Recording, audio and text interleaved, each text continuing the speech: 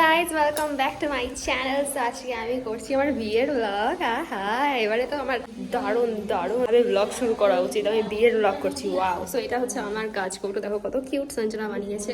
আর এটা হলো আজকে আমার টোটাল লুক, যেটা আমাকে করে দিয়েছে পৌলমি। তো তোমরাই বলো আমাকে কেমন লাগছে। আমাদের হচ্ছে আদিত্য ভিলেজে। এখন আমার কাছে অঢেল সময়। হলদি আমার ঠিক মতো হয়নি, অল্প সময়ের জন্য হয়েছে। আর বিয়ে মানে এখন আমি বুঝতে পারছি না আমি কি ছেড়ে কি করব না, মানে এত সময়। আর হলদির সময় আমাকে 5 মিনিটও আমি পাইনি, মানে এটা রিচুয়ালের দোষ, আমার দোষ না। তো দেখো ওয়াও, ব্যাকগ্রাউন্ডটাও কত সুন্দর আসছে। এটা আমাদের হচ্ছে আদিত্য ভিলেজে, তার জন্যই এত সুন্দর ব্যাকগ্রাউন্ড দেখতে পাচ্ছ। তো চলো তোমাদের ডেকোরেশনগুলো দেখাই কেমন হচ্ছে। এখনও কাজ চলছে, তো চলো। কিচ্ছু সেট হয়নি, বাট আমি সেট হয়ে গেছি। আর এভাবে থাকলে হয় আর কি, কারণ 6:30টার সময় তো সবাই আসবে। তো দেখা যাক এই অবধি লুকটা টিকে কিনা, বাট লুকটা তো আমার খুব ভালো লেগেছে। আমি নিজেই গিয়ে গিয়ে সবার দুয়ারে দুয়ারে দেখাবো আমার লুক।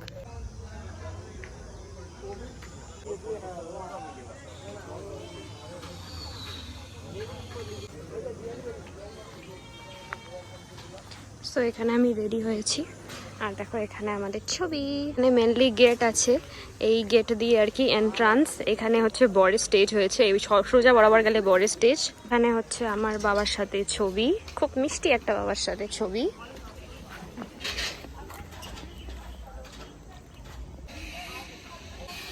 আর এখানে সামনে আমাদের হবে বিবাহ অভিযান, মানে বিয়ে। হলো আমাদের মণ্ডপটা, দেখো আমি পুরো বাঙালি মণ্ডপ চাচ্ছিলাম, সেরকমই হয়েছে। হলো সেই এন্ট্রান্সটা যেটা দিয়ে বর ঢুকবে। গেস্ট আসেনি, কেউ আসেনি, বউ রেডি, মানে এরকম কমই দেখা যায়।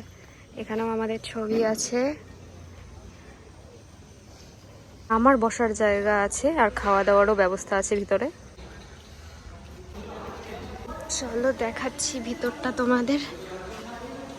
ও ওয়াও, বিউটিফুল, দারুণ সুন্দর হয়েছে।